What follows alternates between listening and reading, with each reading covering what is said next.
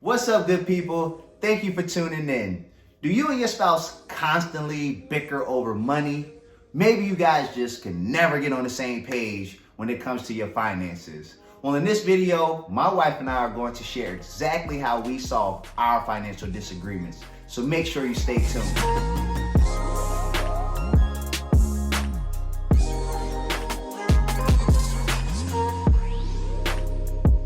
What's up, First Gen fam? This is First Generational Wealth Building, where we focus on transforming our money mindset, our money habits, and our money beliefs. And I'm your host, ASHONZAY, aka Zay.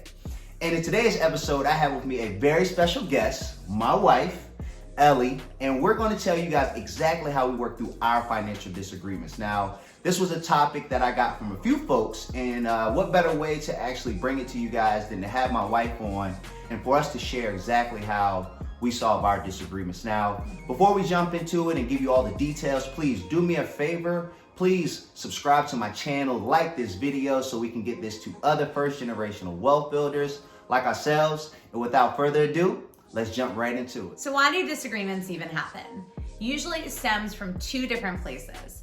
The first one starts with your childhood. What was your relationship with money growing up, and what is your relationship with it now as an adult? The second is a lack of communication. Nobody is a mind reader. So if you're not communicating your feelings about money, your relationship with money, and your perspective on money, you guys are never going to be able to come to a common ground because you don't understand what's going on.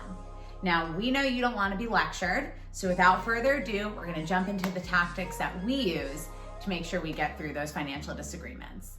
So the first tactic that we use is we talk about our goals. Now, we do this in two ways. We usually have an annual meeting where we talk about the goals for the year, and then we have monthly meetings where we sit down and review our monthly financial goals.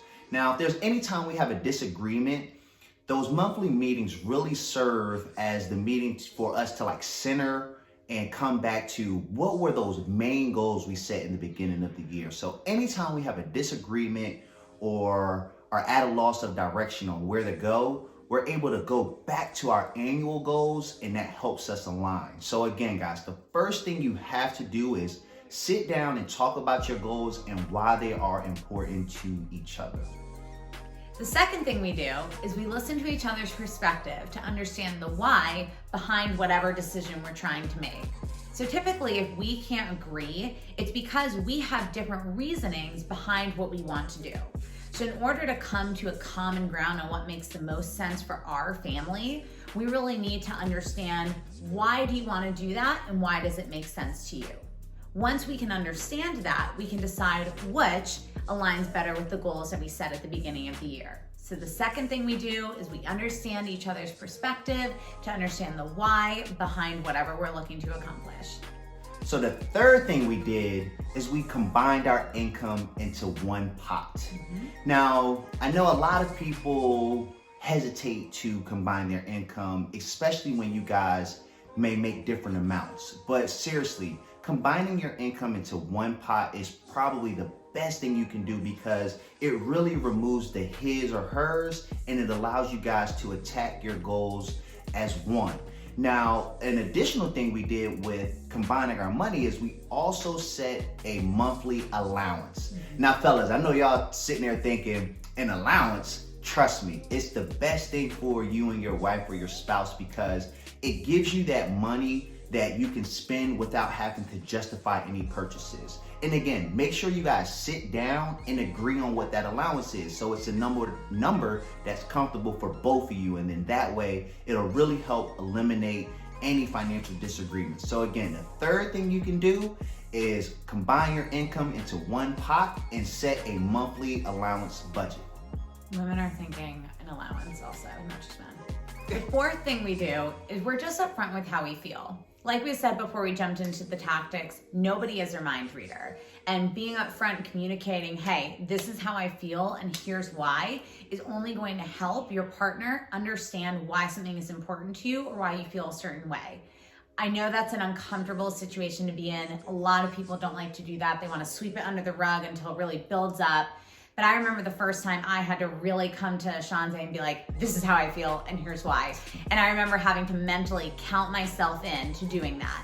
And even to this day, years later, if I have to tell him something, I still find it a little uncomfortable and I'm still a little nervous.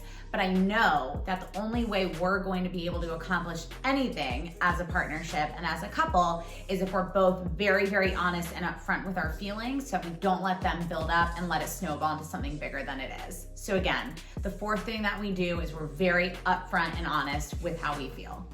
So the fifth tactic is that you have to be aware of your tone and how the message is being received. Now, I'm going to be upfront.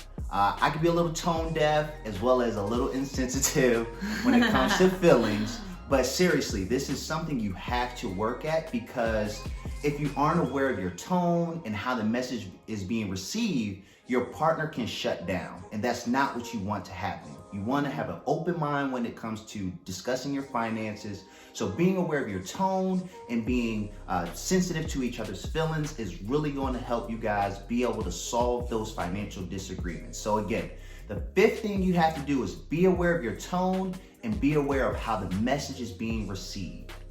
Now, with that being said, the sixth tactic that we use is walking away. And I know that sounds like you're abandoning the situation, but sometimes it's okay to say, hey, we're not communicating right now, and we're gonna pause this conversation, regroup, and come back when we're in a space where we can really communicate with each other. Like ASHONZAY said, sometimes he can be a little tone deaf, and I'm the first to be like, okay, we're pausing, because we're not accomplishing anything if we're not actually communicating and we're talking at each other versus to each other.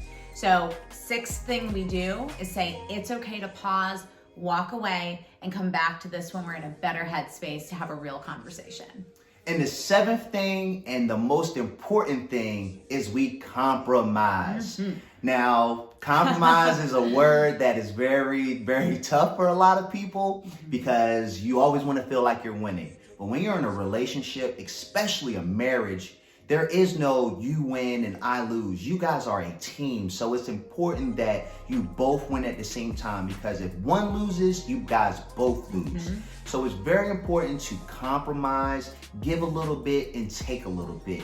It will help you guys get a lot further in your financial journey, and it'll also help you guys get across those financial disagreements. So again, the seventh thing and most important is to compromise, guys. So guys, at the end of the day, when you're having a disagreement about money or anything in general with your partner, you're really having a conversation of love. Love is always going to be at the basis and at the forefront of whatever you're doing, because you guys care so much about your joint future together that you're getting emotionally charged over making these decisions. So if you just remember that love is at the core of everything that you do, and that you guys aren't working against each other, but you're working together towards a really big common goal, there's nothing that you won't be able to overcome. And guys, we hope you enjoyed this video. We hope you got some great tips. More importantly, if you can, please comment below of which tip or tactic you like the most and that you guys plan to use. Until next week, we hope you guys stay blessed and peace out. Peace out. And it's a wrap.